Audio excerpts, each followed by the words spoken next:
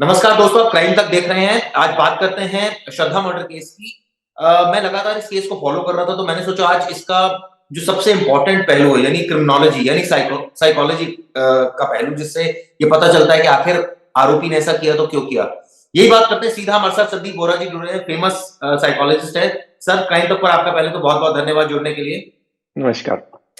Sir, मैं जानना चाह रहा था आपसे इस पूरे मामले में, एक ऐसा साइको किलर जो एक तरह से कहा जाए कि शुरुआत में काफ़ी पढ़ता है, एजुकेशन लेवल भी उसका ठीक है। उसके बाद अचानक जो है उसके दिमाग में आता है कि भई वो जिससे बहुत प्यार करता है उसके इतने टुकड़े कर देता है। ये मतलब अजीब-सी साइकोलॉजी नहीं है सर?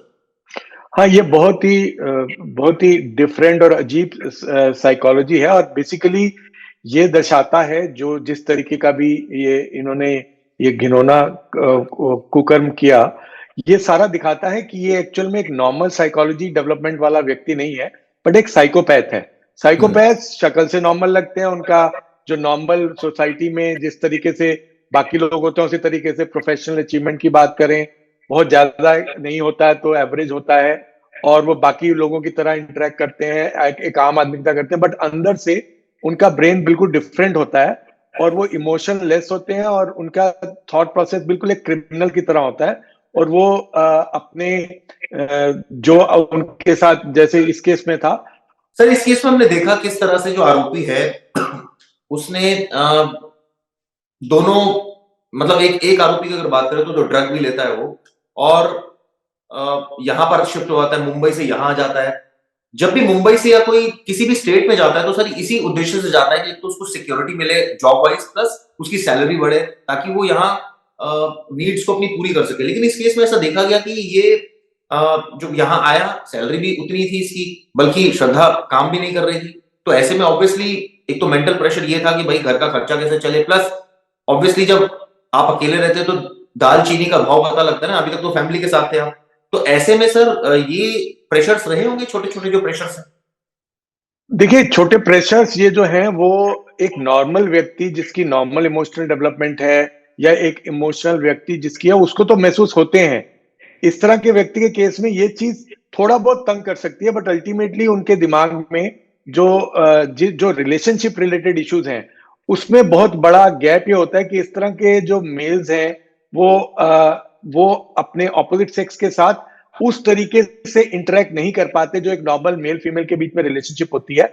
इस तरह के लोगों को अंदर से यूजुअली देखा जाता है लो सेल्फ एस्टीम होती है और अंदर से वो अपने आप को दूसरे के साथ उस तरह से एडजस्ट नहीं कर पाते, तो मेंटली कहीं ना कहीं वो जो लो सेल्फ एस्टीम है वो उसके थॉट प्रोसेस को एक डिफरेंट डायरेक्शन में ले जाती है और एक किसी भी तरीके से दूसरे को नीचे दिखा के एक अपने को अप करना एक टोटली डिस्टॉर्टेड तरीके से, जो इस केस में एक्सट्रीम में जाके एक मर्डर के रूप में बदल गया। तो थॉट प्रोसेस बहुत डिफरेंट होता है। साइकोपैथ जो है वो कुछ भी नहीं सोचते, वो सिर्फ अपना सोचते हैं और उनको अपनी ईगो को सेटिस्फाई करना है किसी भी तरीके से और वो किस हद तक भी गिर सकते हैं। नहीं सर, लेकिन इस केस में एक चीज़ और भी देखी जा रही है ना, आप जिससे प्यार कर रहे हैं, आप उसके इतने टुकड़े कर रहे हैं। मतलब शुरुआत में हमने 3 तरह के आरोपी देखे। एक जो इस तरह की घटना करता है, पुलिस के पास चला जाता है। एक ऐसे आरोपी होते हैं जो इस तरह की घटना करते हैं, खुदकुशी कर लेते हैं। एक ऐसे आरोपी है जो इसकी तरह है, जो मतलब हो सकता है कि इसको इनिशियली गिल्ट हुआ हो कि मैंने क्या कर दिया, भई एकदम सडन मूवमेंट, लेकिन वो जो थॉट उसका वाइप्ड आउट हुआ गिल्ट वाला, और अचानक वो एक दूसरे काम पर लग गया कि भई अब मुझे बचना है।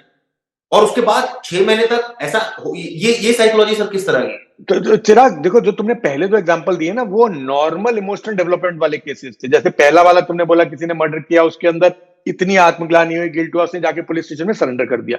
दूसरे वाले में ऑलरेडी इतना सारा इशू था, वो अपने आप को रिस्पॉन्सिबल माना, उसने सुसाइड कर लिया। पर ये जो है थॉट प्रोसेस, ये एक बहुत प्री प्लान्ड क्रिमिनल वाला थॉट होता है, पहले से प्लानिंग हुई होती है। ये कोई ऐसा नहीं है कि उसने हीट ऑफ द मोमेंट में कर दिया, इसके दिमाग में बहुत पहले की प्लानिंग। इस तरह के केसेस जो हम अभी तक पढ़ते आए हैं या जो देखे हैं, उसमें वो बहुत पहले बहुत बारीकी से प्री प्लान किया होता है। उसके बाद उसके दिमाग में क्लियर कट ये तरीका होता है कि मैंने कैसे पुलिस से बचना है, कैसे चीजों को अपने सारे सबूतों को मिटाना है, कैसे इस तरह की कोई भी हरकत नहीं करनी जिसमें मैं पकड़ा जाऊं। आप देखिए, जब ये बाहर छोड़ने जाता था, जो टुकड़ों को बाहर छोड़ने के लिए फेंकने के लिए जाता था, तो मोबाइल घर पे रख के जाता था। इतना शातिर व्यक्ति 1% भी कहीं पर अगर उसके अंदर रिमोर्स और गिल्ट होगा तो वो कोई गलती करेगा। इसने उस तरह की कोई गलती नहीं की, तो एक हार्डन क्रिमिनल का थॉट प्रोसेस है। और इसके अलावा आप देखो कि एक व्यक्ति, क्या एक नॉर्मल व्यक्ति अपनी लवर को मार कर उसके टुकड़े रखकर एक और लड़की को ला सकता है? इसने किया। तो ये व्यक्ति नॉर्मल इमोशनल डेवलपमेंट वाला हो ही नहीं सकता, है भी नहीं। हार्डन, बहुत ज्यादा साइकोपैथ जिनका टोटली डिस्टॉर्टेड थॉट प्रोसेस होता है, इमोशनल इमोशनल नहीं होते कोई भी तरीके से, और वो आराम से सब कुछ करके सो सकते हैं। एक नॉर्मल व्यक्ति ऐसा नहीं कर सकता। तो सर ये अगर आप एज अ साइकोलॉजिस्ट बताना चाहिए इस तरह की माइंडसेट कैसे डेवलप होता है? भाई इसके परिवार में हमने देखा कि फैमिली को इसने बिल्कुल एंड टाइम पर शिफ्ट करा दिया, प्लस फैमिली भी कोई बहुत ज्यादा इकोनॉमिक, मतलब उनका ऐसा नहीं कि बहुत अच्छे वेल टू डू हो। तो ये कैसे इस तरह का थॉट प्रोसेस डेवलप होता है? और ये एक बीपीओ में काम करता है, और एक ये बीइंग एक पर्टिकुलर कम्युनिटी से जुड़ा होने के बावजूद ये लिविंग में रह रहा है। तो ये सारी फैक्टर्स कैसे इसकी थॉट प्रोसेस बन गए सर ये? देखिए, तो इसमें ये देखा गया है कि इस तरह के जो भी पास्ट में साइकोपैथ्स रहे हैं, जो भी उनकी जो स्टडी की गई है फोरेंसिक साइकेट्री के अंडर या क्रिमिनल साइकोलॉजी के अंडर, तो उसमें देखा गया यूजुअली इस तरह के जो साइकोपैथ्स होते हैं, उनका जो बचपन होता है उसके अंदर काफी ज्यादा चैलेंजेस रहे होते हैं, काफी ज्यादा ट्रॉमेटिक रहा होता है, और कई बारी उनका चाइल्डहुड काफी ज्यादा डिफरेंट रहता है बाकी बच्चों से। जैसे बहुत ज्यादा इनकी फैमिली की डिटेल मुझे नहीं पता, जैसे पेरेंटल इश्यूज रहे हो, पेरेंट और चाइल्ड के बीच में कम्युनिकेशन इश्यूज रहा हो, घर के अंदर जो पास में देखा गया उसमें इस तरह के बच्चों को नेग्लेक्ट किया जाता है, या बच्चों को इस तरह के बच्चों के ऊपर बहुत ज्यादा किसी तरीके का प्रेशर होता है। कई बार बच्चों को छोटे होते इमोशनल बैटरिंग होती है, फिजिकल बैटरिंग होती है उसको। तो ये कई बार एब्यूज होता है फिजिकल सेक्सुअल। तो वो किसी भी तरीके के जो पास्ट में देखे गए उसमें ऐसा पाया गया, या सिंगल पेरेंट होता है। तो इस केस में इन सब चीजों को डिटेल में जब तक कोई इवेल्युएट नहीं करेगा इस पर्टिकुलर केस में इसके पेरेंट्स से मिलकर, तो कहना अभी स्टेज पे उचित नहीं है। बट हाँ, पास में जो साइकोपैथ रहे हैं उसमें उनकी जो चाइल्डहुड है वो डिस्टर्ब रहा है इन वन वे और द अदर। सर इसमें जो एक फैमिली फ्रेंड ने ही हमें बताया था कि इसके फादर खुद ही कहते थे श्रद्धा को कि तुमने किस साइकोपैथ से जो है वो इसके साथ इसको झेल रहे हो, और इसको झेलना मतलब बहुत बड़ी बात है, लेकिन ये तुम्हें प्यार बहुत करेगा। मतलब दोनों बातें उन्होंने कही साथ में, पहले ये बात ऐड करी फिर बाद में वो बात ऐड करी। तो मतलब फैमिली को तो पता था ना कि भाई किस तरह का इसका माइंडसेट है, क्योंकि इस तरह की सर मैंने देखा है यूजुअली आपने विद्रो कर दिया फैमिली से, आप बीपीओ में काम कर रहे हैं, आप लिव इन में रह रहे हैं, जो कि एक बहुत ही बड़ी चीज होगी मिडिल क्लास के लिए, और उसके बावजूद आप अलग रह रहे हैं फैमिली से, क्योंकि फैमिली से अलग रहना भी अपने आप में बहुत बड़ा इशू हो गया, आपकी शादी नहीं हुई है। तो ये सारे फैक्टर ये दर्शाते हैं कि रिबेलियन तो था ही अपने घर वालों से, मतलब नॉर्मल नहीं था ना। रिबेलियन के अलावा इसमें चिराग दूसरी बात यह है कि ये इस तरह के लोग ना आइसोलेटेड रहते हैं और लोनली होते हैं और उनको ज्यादा लोग फ्रेंड्स चाहिए नहीं होते हैं, वो लोनली और आइसोलेट होते हैं, और वो एक तरह की कई कुछ केसेस में देखा गया फैंटेसी थिंकिंग में जाते हैं, जिसमें उनके दिमाग को एक अजीब तरीके का हाई मिलता है अगर वो इस तरह की कोई हरकत करे। तो कई इस तरह के साइकोपैथ्स या सीरियल किलर्स को पास में जब इवेलुएट किया गया सॉरी, तो ये देखा गया कि वो बैठे बैठे इस तरह का फैंटेसाइज करते थे, उन्होंने किसी को मर्डर किया। फिर इस तरह के केस, इसके केस में ये भी देखा गया कि इसने सिर काट के उसको फ्रीजर में रखा और वो डेली उसको फ्रीजर खोल के देखता था चेहरा। तो ये कुछ किलर्स का पास्ट में देखा गया कि वो क्या करते हैं, इसको ट्रॉफी की तरह समझते हैं, और बार बार वो ट्रॉफी मतलब कोई ना कोई एक ऐसी चीज जो रिमाइंड करे अपनी विक्टिम को, वो संभाल के रखते हैं, चाहे वो फोटो है, चाहे वो उसका कोई कपड़ा है, कोई बैज है। और इसकी जो अटैचिंग और श्रद्धा को देखने के लिए वो एक पोजेसिव, ओवर पोजेसिव बॉयफ्रेंड जो शकी हो सकता है, जो अग्रेसिव है, वो कोई भी एक लड़की जो इनोसेंट लड़की वो इसी तरह से परसीव करेगी। हाँ, ये जरूर है कि अगर उसने कई बार इसको तंग किया, इसको बहुत ज्यादा टॉर्चर किया, तो अनफॉर्चुनेटली वो उस वक्त नहीं निकल पाई और चंगुल में फंस गई। तो इसमें एक चीज ये भी सवाल उठता है कि आखिर आप इतना झेल क्यों रहे थे? भाई आपको दिख रहा है एक आदमी आपको परेशान कर रहा है, मार पीट रहा है, फिर भी आप साथ में, ये किस तरह की साइकोलॉजी है श्रद्धा के पर्सपेक्टिव से बात? हाँ, इसमें श्रद्धा की तरफ से अगर देखें तो श्रद्धा के केस में उसकी जो फैमिली के डायनामिक्स थे वो भी बहुत ज्यादा डिसफंक्शनल थे। इसके पेरेंट्स के बीच में आपस में इश्यूज थे, इसके फादर कुछ समय के लिए घर छोड़कर चले गए थे, पेरेंटल आपस में हार्मनी नहीं थी। She was attach to her mother, अपनी मदर से खुल के बात करती थी, home unfortunately she lost, and father की तरफ से वो कम्युनिकेशन नहीं था, सपोर्ट नहीं था। अब ये 3 months या 4 months के लिए she was missing and nobody knew including her father till her her friend only told the father की कुछ गड़बड़ है। तो ये दर्शाता है कि इसको जो श्रद्धा को एक सेंसिबल फैमिली सपोर्ट या एक ऐसी जो रैशनल थॉट के साथ इसको एक लॉजिकल कंक्लूजन में हेल्प करके इसको यहां से ब्रेक अवे करवाती, वो मिसिंग था। जो फ्रेंड्स थे वो भी उन्होंने अपनी तरफ से जो उनको लगा उस पर्टिकुलर मोमेंट पे उसको सजेस्ट किया। बट अगर आपके साथ, आप पेरेंट्स के साथ रहते हो या आपके साथ क्लोजली कोई फैमिली मेंबर जुड़ा हुआ, आप डेली जाते हो, बातचीत करते हो, उसका बहुत फर्क पड़ता है। बजाय इसके कि जब आपको प्रॉब्लम हुई आपने किसी फ्रेंड को बोला, उस फ्रेंड ने अपनी तरफ से बेस्ट करने के लिए उस हेल्प की या कुछ समय के लिए हेल्प की, बट उसके बाद आप फिर वापस आपने विड्रॉ कर लिया अपने बॉयफ्रेंड के साथ। तो वो जो कंसिस्टेंट इमोशनल सपोर्ट और जो कंसिस्टेंट राइट एडवाइस और रैशनैलिटी के साथ सजेशन की इसको छोड़ दे और इसके साथ ब्रेकअप कर ले, वो अनफॉर्चुनेटली उसको नहीं मिला। तो सर ये गलती किसकी है कि अगर आप श्रद्धा अपने पिता से नहीं जुड़ी, क्या क्या रीजन हो सकते हैं, क्यों एक फैमिली में इतना ज्यादा गैप था, कम्युनिकेशन गैप था? क्या आपने कई ऐसे केसेस आपके सामने भी आते होंगे?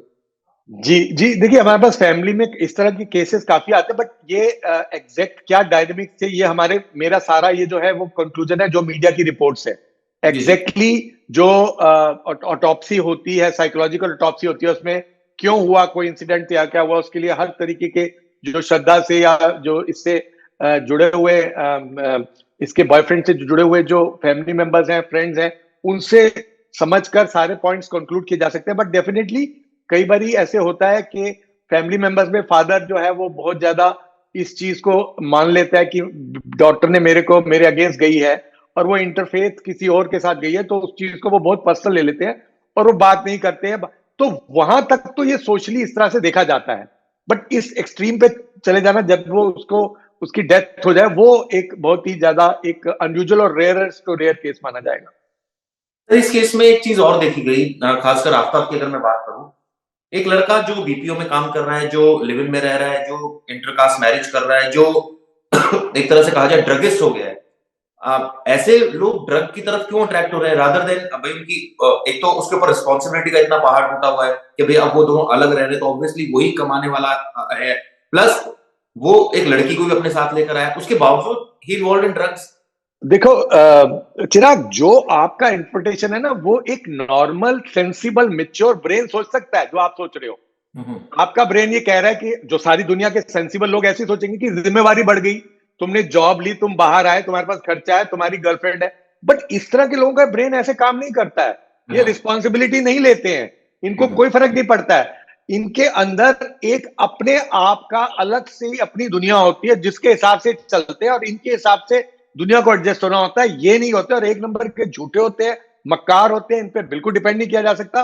और किसी भी तरीके से आपको ये स्मूथ टॉकर होते हैं, स्वीट टॉकर होते हैं, तो ये आपको गलीबल लोगों को बेवकूफ बनाते हैं। तो ये जो आप पॉइंट कह रहे हैं वो रिस्पॉन्सिबिलिटी समझकर वो सारी चीजें इस केस में इसलिए एप्लीकेबल नहीं है कि इसका जो प्रोफाइलिंग अभी तक हो रही है वो साइकोपैथिक एक डिफरेंट एबनॉर्मल माइंडसेट जो कि डेवलपमेंट इमोशनली जीरो उस तरीके से ना होकर सिर्फ अपने आप को अपने लिए सोचना और एक दूसरे तरीके से व्यू करके एक ऑब्जेक्ट बनाकर एक लड़की को और उसका फिर इस तरह का से उसका खात्मा कर देना। तो ये वो एक नॉर्मल ब्रेन नहीं है। ये सारी चीजें एप्लीकेबल है अगर कोई व्यक्ति जिम्मेवार होगा, नॉर्मल इमोशनल डेवलपमेंट वाला होगा, उसके लिए सारे पॉइंट्स जस्टिफाइड है, जो कि मेजॉरिटी ऑफ द वर्ल्ड में होता है। तो इस केस में एक चीज आपने देखा होगा, एक फुटेज जिसमें एफएसएल के बाहर निकल कर आ रहा है, पुलिस वालों ने इसको हैंडकफिंग नहीं कर रखी, अकेला आ रहा है और इसकी पोजीशन ऐसे है लाइक दिस। तो मतलब yes. वो तो लग रहा है कि मतलब इसको कोई फर्क ही नहीं उसके लिए पड़ रहा है, हाँ, एग्जैक्टली तो ये जो बॉडी लैंग्वेज है, यू आर राइट चिराग, यही दर्शाता है कि ये व्यक्ति को कोई फर्क नहीं पड़ेगा, इसकी इमोशनल लेवल पे कनेक्शन किसी से साथ नहीं है, इसको कोई फर्क नहीं पड़ता, इसके अंदर कोई गिल्ट नहीं है और ये बातचीत करेगा तो इसके लिए ये चीज एक बड़ी नॉर्मल सी है। एक चीज और मैं बताना चाहूंगा कि यूजुअली देखा गया पास में जब भी इस तरह के लोग पकड़े गए हैं कि वो एक पैटर्न होता है कि जैसे एक मर्डर किया तो उसके बाद उसको अगर वो पकड़ा नहीं जाता तो ये इसकी जो सेकंड गर्लफ्रेंड थी, तो ये कोई बड़ी बात नहीं, इसका भी डायरेक्शन में उसी में चला जाता, क्योंकि इसने उसको उस घर में बुलाकर उसी घर में जहां टुकड़े पड़े थे पास में कुछ ऐसे साइकोपैथ्स को पकड़ा गया है कि एक इंसिडेंट से पकड़ा गया तो पता लगा उन्होंने इस तरह की चीजें पहले भी की हैं। तो ये ब्रेन जो है टोटली डिस्टॉर्टेड और डिफरेंट सॉर्ट ऑफ ब्रेन है, जो रेयरली होता है, बट हाँ, वर्ल्ड में इस तरह के लोग भी होते हैं। इसमें सर एक चीज और भी निकलकर सामने आई थी जब हमने बहुत ज्यादा इसको एनालाइज किया। एक इसकी प्रोफाइलिंग आपने बताई और हमने भी समझी, जितना हमें मीडिया रिपोर्ट से पता लगा कि भाई फैमिली में थोड़ा सा ये इश्यूज है, लिव इन में जा रहा है और आगे काम कर रहा है। लड़की की तरफ से भी सारी चीजें आई कि भाई उसके फैमिली में कोई बहुत अच्छा वो नहीं था, और ये भी चीज सामने आई कि भाई ये सारी इसने इस तरह की घटना की। क्या सर ये सारे इंसिडेंट जो इसने किया, क्या ये सच बोल रहा है कि इसने इस तरह से फेंके? क्योंकि ऐसा आदमी जब पकड़ा जाता है तो पुलिस के भी अपने तरीके हैं ना निकलवाने के, कि भाई हम तेरे घर में ये कर देंगे, तेरे फैमिली मेंबर के साथ ये, वो तो डराते हैं, उनकी तो साइकोलॉजी ये कहती है कि भाई वो इतना डरा देते हैं कि आरोपी कहता है तो मरता क्या नहीं करता सब बता दो सच। क्यों, क्या ये बहुत ज्यादा ऐसा लग रहा है कि सच ही बोल रहे हैं? नहीं, बिल्कुल इस तरह के जो होते हैं लोग साइकोपैथ, उनकी कोई भी जो उनकी जो भी वो सो कॉल्ड अपनी स्टेटमेंट देते हैं, वो एक तो ये इस तरह के लोग स्टेटमेंट चेंज करते हैं। वो सेम चीज को एक तो स्टेटमेंट चेंज करते हैं, उसके अलावा they are known to tell lies. तीसरा, टोटली बिल्कुल भी डिपेंड नहीं किया जा सकता उनकी जो भी स्टेटमेंट है, क्योंकि इनका कोई भरोसा नहीं होता इनके दिमाग में क्या प्लानिंग चल रही है, कैसी चल रही है। तो नहीं, लेकिन इसलिए सर पुलिस का तो डर होगा ना, पीटेगी पुलिस, मारेगी पुलिस, घर वालों को परेशान हाँ, करेगी, डर तो रहता है ना। पिटने से डर कौन रहता सर है, सच नहीं बोलता? डर डर डर रहता है। बट ये है कि देयर इज अ पॉसिबिलिटी कि कुछ सच बताए कुछ ना बताए, बट प्रिडिक्ट नहीं किया जा सकता इस तरह के लोग। हम्म। सर इसने जो चीजें बताई है कि इसने वहां फेंके, तो ये माइट हैव पॉसिबल कि ये झूठ बोल रहा हूँ, बहुत ज्यादा पॉसिबिलिटी है। नहीं, देखो, इसने अपने आप को बचाने के लिए बॉडी को डिस्पोज ऑफ तो किया, उसमें तो कोई डाउट नहीं है। बट फेंकने की जहां तक बात है, फेंका भी होगा। अब ये कितने हद तक सही बता रहा है वो कहना डिफिकल्ट है, बट हाँ, इस तरह के लोग कुछ कभी सच बता सकते हैं, कभी नहीं बता सकते। Non predictable, can't be predicted. Sir आपका इतना ज्यादा वास्ट एक्सपीरियंस रहा है इस तरह के क्रिमिनल्स को भी आपने ऑब्वियसली इंटेरोगेट किया होगा, कई बार पुलिस ने भी आपको बुलाया होगा। एक ऐसा आदमी जो उसको लगता है भाई अब मैं फंस ही गया, क्या ये प्रोबेबिलिटी है कि इसको इस बात का आइडिया था कि भाई मैं आगे आने वाले टाइम में पकड़ा जाऊंगा तो मैं पुलिस को ये बोलूंगा और पुलिस मेरे साथ मैक्स टू मैक्स ये कर सकती है? देखिए, इस तरह के लोग यूजुअली ओवर कॉन्फिडेंट देखा जाता है। कई ओवर कॉन्फिडेंट होते हैं, उनको लगता है कि मैं इतना शातिर हूं, मैं नहीं पकड़ा जाऊंगा। बट एक बार जब पकड़े जाते हैं तब इनका प्लानिंग शुरू हो सकती है। पकड़े जाने के बाद इसके दिमाग में प्लान हो सकता है। ये कह रहे हैं कि अभी जब इसका अभी जो टेस्ट हुआ, उस टेस्ट के अंदर भी ये बीच में खांसी करने लग गया या उसको बुखार हुआ, मुझे नहीं पता वो डेलिब्रेट था या जो भी पॉलीग्राफी हो रही थी तो उस वक्त इसने डिस्टॉर्ट किया, क्या किया, आई डोंट नो। बट ये जरूर है कि दे हैव प्लान्स। एंड बहुत बार ऐसे होता है कि ये जब एक एक व्यक्ति जाएगा तो उसको कुछ बोलेंगे और दूसरे व्यक्ति को कुछ बोलेंगे। So these people are very challenging for any team of forensics और police people. But as a team such people are cracked usually in the longer run. Sir इस तरह के आदमियों को गिल्ट जैसे आपने बताया होती नहीं है, लेकिन कहीं ना कहीं किसी ना किसी पल पर तो लगता होगा ना यार मैंने गलत कर दिया, ये मुझे क्या कर दिया मैंने, क्या नहीं करना चाहिए था। हो सकता है, हो सकता होता हो, कहना मुश्किल है। बट यूजुअली कहा जाता है कि वो रिमोर्सलेस और गिल्टलेस होते हैं। सर इस क्योंकि तरह आप देखो कि के अगर आप देखो कि ये कैसे कोई व्यक्ति सोच सकता है कि एक गर्लफ्रेंड को मारा, उसके टुकड़े किए, उसको रखा फ्रिज के अंदर और छुपाया, और एक और नई गर्लफ्रेंड मैं बना रहा हूँ। ये एक नॉर्मल व्यक्ति नहीं कर सकता कभी भी। नॉर्मल आदमी नहीं कर सकता। The person has to have a distorted development and thought, distorted you know इस तरह के क्रिमिनल्स हमने मोटिव। देखे हैं अक्सर कि वो ये कहते हैं ठीक है मार दिया ना, हो सकता है उसकी कई सारी गलतियां, वो अभी मीडिया में हो सकता है रिपोर्ट्स नहीं आ रही कि श्रद्धा ने क्या इसके अकॉर्डिंग गलत किया था। तो ये भी पॉसिबिलिटी है कि शायद वो हो सकता है ब्लैकमेल कर रही हो, या शायद वो धमका रही हो, शायद वो इसको कह रही हो कि मैं तुझे फंसा दूंगी काइंड ऑफ। इसने कहा अच्छा तू मेरे साथ ये करती है, मैं तुझे बताता हूँ। तो माइट हैव इसलिए इसको गिल्ट भी नहीं हो रहा, ठीक है तूने मेरे साथ किया, मैंने कर दिया। हमने देखा था तंदूर कांड में ही हुआ था कि नैना सानी देखा था कि भाई वो उसका अफेयर था, तो ये लॉजिक दिया था सुशील शर्मा ने, इसलिए मैंने मार दिया। तो माइट भी ये एक रीजन हो सकता है इसमें। Very very unlikely. वो हम्म, वाला जो था उसमें अल्टीमेटली वॉज कॉट, उसके बाद जो भी था, पर उसके बाद उस केस में, पहले वाले केस में चांसेस था, उसको बाद में गिल्ट हुआ। इसके केस में अभी तक की रिपोर्ट में गिल्टलेस और रिमोर्सलेस चल रहा है। हम्म। तो वेरी वेरी अनलाइकली है। और अगर मान लो किसी ने ब्लैकमेल किया, आपको फंसाने की कोशिश की, कुछ गड़बड़ की, कुछ भी किया, और अगर आपने मारा है तो आप जाके फिर जो पहले आपने बात किया, दो कैटेगरीज में होगा। या तो आप जाके अपना, और अगर आप इमोशनली नॉर्मल हो गए तो आप जाके अपना एक्सेप्ट करोगे क्राइम, पुलिस के आगे सरेंडर करोगे, या अपने आप को हार्म करने की कोशिश करोगे, या कुछ ऐसा करोगे जो बड़ा रिफ्लेक्ट हो जाएगा दुनिया को कि आदमी बहुत गिल्टी हो रहा है। तो इस केस में तो ऐसा कुछ भी नहीं है ना। तो अनलाइकली है। तो अभी तक की जितनी रिपोर्ट्स है, देखिए exact analysis, exact depth of the problem and जो भी डायनेमिक्स थे, वो जोन सी इन्वेस्टिगेटिंग टीम है फोरेंसिक्स की, साइकोलॉजिस्ट और साइकेट्रिस्ट की, वो मिलकर एग्जैक्ट कंक्लूजन करेगी, क्योंकि वो इंटरेक्ट कर रहे हैं आफ्ताब के साथ और बाकी लोगों के साथ, उसकी फैमिली मेंबर्स या फ्रेंड्स के साथ। तो वो एग्जैक्टली बता सकते हैं। हम जो आपको बता रहे हैं या हम जो डिस्कस कर रहे हैं, वो आज तक के जितने वर्ल्ड में केसेस हुए हैं उसके ऊपर की बेसिस पर जो साइकी पाई गई है, या जो आज तक का मैक्सिमम देखा गया है कि ये कॉमनेस्ट चीजें ये होती हैं, तो उस पर हम ये सारी चीजें आपको बता रहे हैं। और अभी तक जितना आ रहा है मीडिया में, जितनी भी रिपोर्ट्स आ रही हैं रिलायबल सोर्सेस से, उसमें ये उसी तरीके से एक साइकोपैथ में ही फिट होता है। चलिए सर, आपने और से डिटेल में बात की, बहुत अच्छे आपने व्यूज जो है शेयर किए।